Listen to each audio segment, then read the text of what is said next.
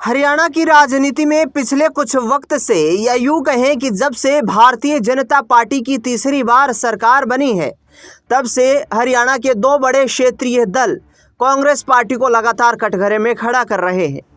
भूपेंद्र सिंह हुड्डा पर निशाना साधने का कोई मौका न तो अभय सिंह चौटाला चूकते हैं और न ही दुष्यंत चौटाला और अजय सिंह चौटाला चूक रहे हैं। ऐसे में अब भूपेंद्र सिंह हुड्डा के करीबी और हिसार से लोकसभा के सांसद जयप्रकाश और जेपी ने इंडियन नेशनल लोकदल और जेजेपी को आड़े हाथ लिया है।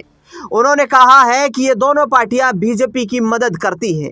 हरियाणा के लोगों की विपक्ष में रहते हुए आवाज उठाने की बजाय ये सिर्फ कांग्रेस पार्टी पर हमलावर हैं। इससे साफ तौर पर पता चलता है कि ये बीजेपी के साथ मिलकर काम कर रही है। बता दें आपको कि जयप्रकाश ने सीधे तौर पर निशाना नायब सिंह सैनी सरकार पर साधा है। उन्होंने मनरेगा को लेकर के नायब सिंह सैनी सरकार को कटघरे में खड़ा किया है। जयप्रकाश का आरोप है कि पिछले लगभग कई महीनों से हरियाणा में मनरेगा का कोई काम नहीं चल रहा है। पहले राज्य सरकार मनरेगा स्कीम में सिर्फ 10% की आर्थिक हिस्सेदारी देती थी, लेकिन अब केंद्र सरकार ने राज्य सरकार पर 40% हिस्सेदारी का बोझ डाल दिया है। ऐसे में राज्य सरकार कोई काम नरेगा के माध्यम से नहीं करवा पा रही है।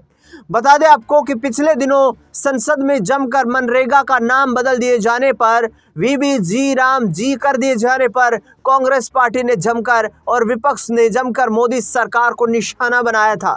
ऐसे में अब देखना बेहद दिलचस्प ये रहेगा कि हरियाणा में ये वार पलटवार किस तरीके से आगे बढ़ता हुआ नजर आता है।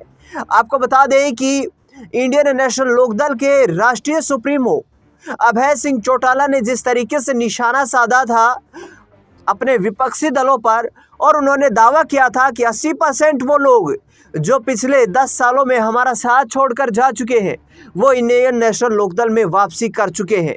ऐसे में दुष्यंत चौटाला ने तंज कसते हुए कहा था कि अभय सिंह चौटाला को चाहिए कि वो जेपी को यानी कि जयप्रकाश को भी वापस इनेलो में ले आए, क्योंकि अभय सिंह चौटाला के चलते ही जयप्रकाश इंडियन नेशनल लोकदल छोड़कर गए थे। ये आरोप दुष्यंत चौटाला ने लगाए थे। ऐसे में देखना बेहद दिलचस्प ये रहेगा कि हरियाणा में छिड़ी सियासी रार किस तरीके से आगे बढ़ती हुई नजर आती है।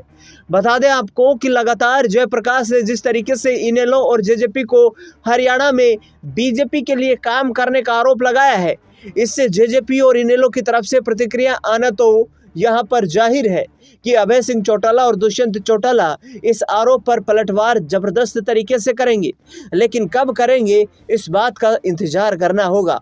फिलहाल इस खास रिपोर्ट में इतना ही।